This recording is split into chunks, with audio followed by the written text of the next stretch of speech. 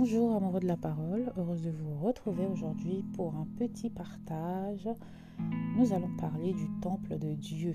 Le temple de Dieu, dans l'univers biblique, c'est un lieu sacré, une demeure où la présence de Dieu réside.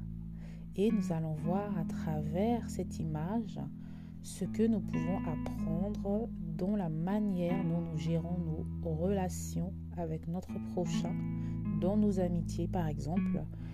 Et nous allons donc plonger dans les Écritures pour découvrir ce que chaque élément du temple de Dieu nous apporte de façon pertinente dans nos interactions sociales.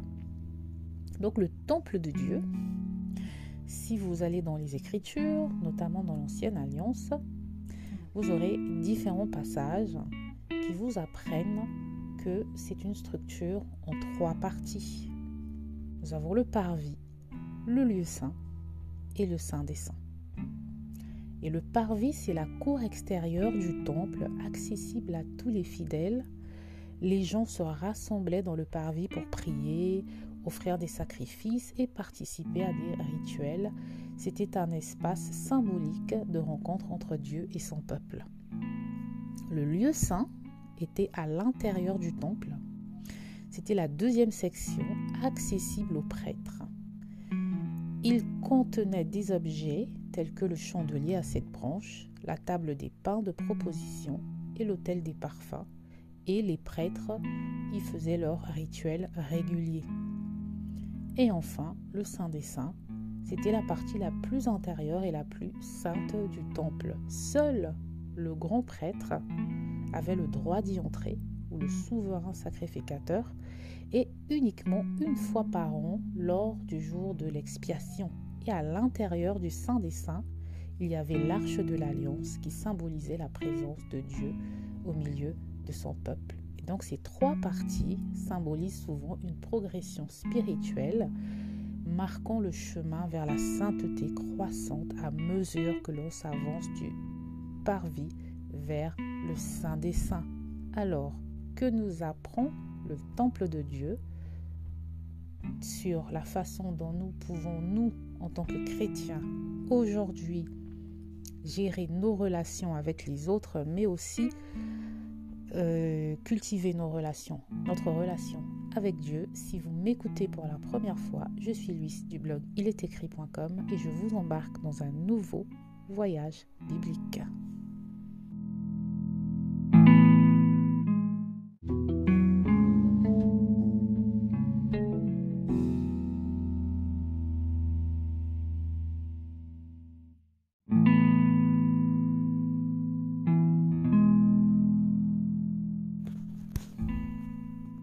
Donc, pour commencer, qu'est-ce que je pourrais dire ? Dans nos relations, nous sommes des êtres humains, on sait que nous sommes des êtres sociaux, des personnes sociales, et que nous ne sommes pas faits pour vivre seuls. Donc forcément, nous avons des interactions avec notre prochain. Et aussi en tant que chrétiens, nous ne nous coupons pas du monde, nous ne nous coupons pas des non-chrétiens, sinon comment pourrions-nous leur prêcher la parole de Dieu ? Comment pourrions-nous être le sel de la terre si nous nous coupons du monde, n'est-ce pas ? Donc aujourd'hui, je n'essaie pas, au travers du temple de Dieu, du découpage que je vais développer aujourd'hui, je n'essaie pas de dire « coupez-vous du monde, ne vivez qu'entre chrétiens ». Pas du tout. J'essaie juste de donner une structure, une démarche, une cohérence dans nos relations, notamment intimes avec notre prochain. N'est-ce pas ? Donc le parvis. Le parvis, ça peut être nos relations publiques. Je donne un exemple. Le parvis du temple était ouvert à tous, tout comme nos relations publiques sont celles que nous entretenons avec un large groupe de personnes dans notre vie quotidienne. Cela inclut nos connaissances, nos collègues, nos voisins et d'autres personnes avec lesquelles on interagit régulièrement dans des contextes sociaux. Et donc dans nos vies, on peut dire que le parvis, ça va être des personnes qui ont peut-être quelques points en commun avec nous, mais pas totalement. C'est comme quand des gens vont à l'église, il y a des personnes qui sont très ancrées dans leur foi et il y a des personnes qui vont à l'église par tradition, parce qu'elles sont dans une famille où peut-être les parents les emmènent à l'église ou parce qu'elles ont juste besoin de socialiser, n'est-ce pas? Et donc dans le parvis, toutes ces personnes-là sont là, elles peuvent louer Dieu, mais elles ne sont pas forcément les personnes les plus proches de Dieu. Voilà. Et donc dans notre vie, par exemple, le parvis, si on prend pour point de départ notre maison qui va représenter notre intimité, le parvis, ça va être peut-être les personnes que l'on va rencontrer, avec qui on va socialiser en dehors de notre cercle intime, en dehors de notre maison, au travail, lors de rencontres avec des amis ou d'autres personnes, mais qui ne sont pas forcément intimes avec nous. Donc ensuite, on a le lieu saint. Le lieu saint, ça va être des relations un peu plus intimes. Puisque c'est à l'intérieur du temple, le lieu saint, ça va être par exemple des personnes qu'on peut inviter à des événements importants. Un mariage, un baptême, un anniversaire, qui peuvent avoir accès peut-être au salon. Voilà, au salon qui est une pièce relativement intime déjà, ils ont pied déjà dans notre maison. En général, c'est le premier accès qu'on donne à des étrangers dans notre maison, c'est le salon. Et donc le lieu saint, ça va déjà être ça. D'accord ? Ça va être nos relations qui correspondent à celles qu'on entretient avec des amis proches, des membres de la famille et d'autres personnes avec lesquelles on partage des aspects plus personnels de notre vie, par exemple. Et ensuite, on va avoir le Saint des Saints. Le Saint des Saints, c'est vraiment une relation très intime. Et si par exemple, vous avez trop d'amis, c'est qu'il y a un problème. Si vous avez trop d'amis dans le Saint des Saints, c'est qu'il y a un problème. Et si vous n'en avez pas du tout, également, ça peut être un problème. Mais ici, l'ami par excellence, ce serait quand même Jésus. Mais dans le Saint des Saints, puisque c'est la partie la plus sacrée du temple, on va avoir quelques personnes ou même une seule personne qui va peut-être avoir accès à notre chambre à coucher, par exemple.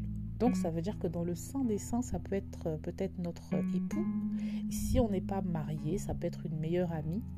Ou si on est marié, peut-être que c'est une personne qui va non pas avoir accès à notre chambre, notre chambre conjugale, mais plutôt une personne qui va avoir accès à notre salon. Et donc, le parallèle que j'essaie de faire entre le temple de Dieu et les relations humaines, c'est que tout comme le temple de Dieu a différentes zones pour différentes relations avec Dieu, nos vies sociales comprennent également des cercles de relations de différentes profondeurs et de proximité. Et chacun de ces niveaux de relations a son propre rôle et son importance dans la construction de notre réseau social et de notre bien-être émotionnel ou spirituel.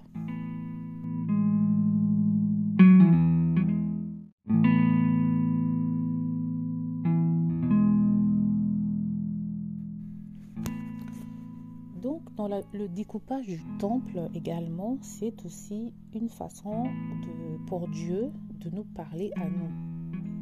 Par exemple, au travers du Saint des Saints, on comprend que l'intimité avec Dieu, c'est une amitié profonde aussi avec lui, c'est une relation profonde, c'est ce que Dieu nous demande en réalité.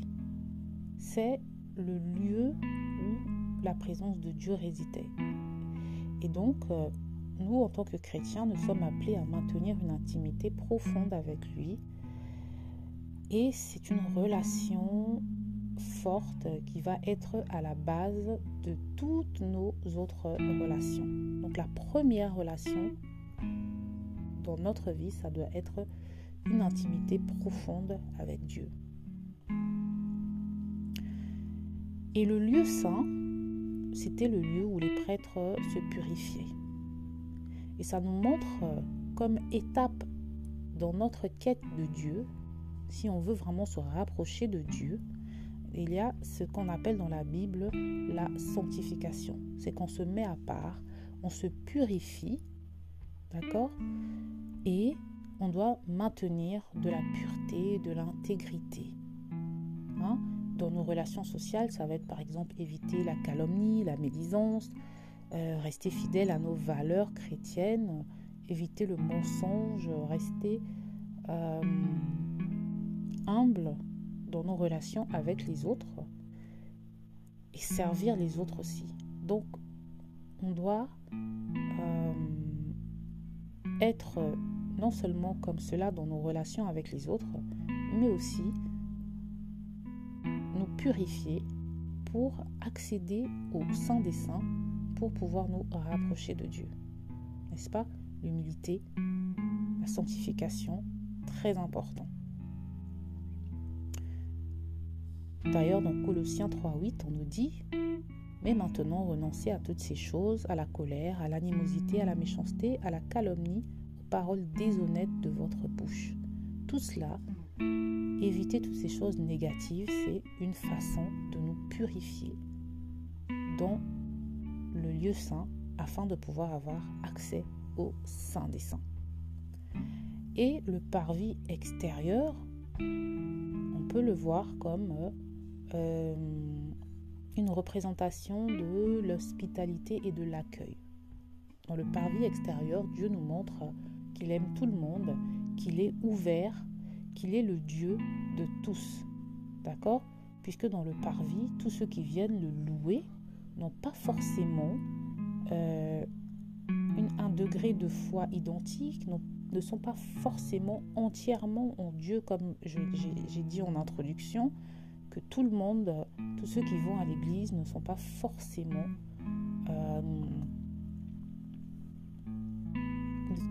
ne le font pas forcément par amour pour Dieu. Il va y avoir ceux qui le font par tradition et ceux qui le font parce qu'ils sont amenés par des membres de leur famille, tels que des enfants par exemple. Et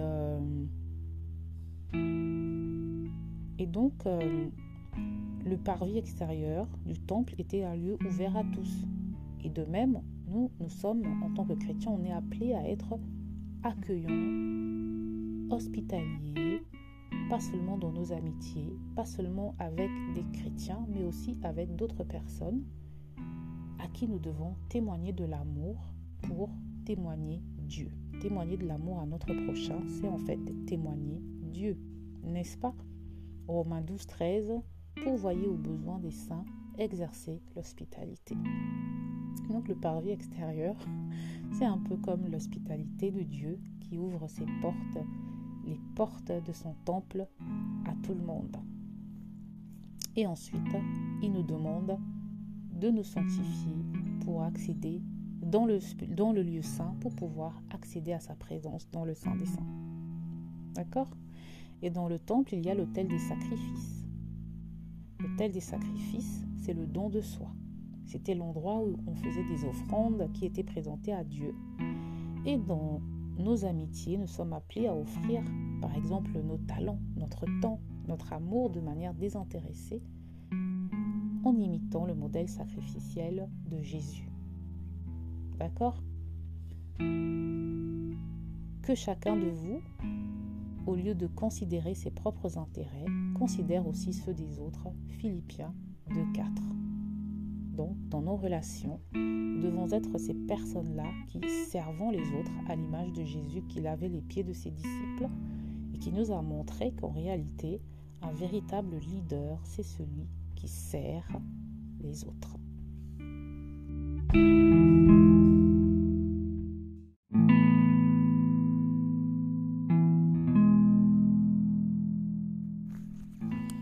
Donc, l'accès au Saint des Saints, dans la Nouvelle Alliance, il est direct avec Jésus et le Saint-Esprit. Puisque après la crucifixion et la résurrection de Jésus, nous n'avons plus besoin de passer par différentes étapes. Nous sommes vus, Dieu nous voit au travers de Jésus. Cela ne veut pas dire que nous n'avons plus besoin de nous purifier. Cela ne veut pas dire que nous n'avons plus besoin de nous sanctifier. Mais lorsque nous reconnaissons Jésus comme notre Seigneur et Sauveur, nous recevons le Saint-Esprit et nous sommes désormais le temple de Dieu, n'est-ce pas? 1 Corinthiens 6,19 « Chaque croyant devient un temple du Saint-Esprit ». Donc, avant Jésus, l'accès à Dieu était souvent médiatisé par des rituels et des prêtres dans le temple. Mais à la venue de Jésus, Jésus a ouvert le chemin pour tous. Il a aboli la nécessité des rituels externes pour approcher Dieu. Et en Jésus, nous avons un accès direct à Dieu, ouvrant la voie à une relation personnelle avec Dieu. Donc, pour parler à Dieu, nous n'avons pas besoin de passer par des prêtres, par des pasteurs ou par des prophètes.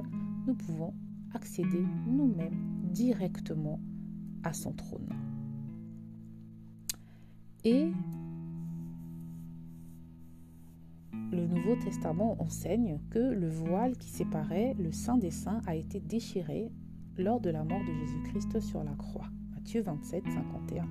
Et cela montre que nous avons un accès direct à la présence de Dieu, n'est-ce pas? Donc, la structure du temple en 3 parties, elle a été accomplie en Jésus, puisqu'il a ouvert un accès direct à Dieu pour tous les croyants par le Saint-Esprit.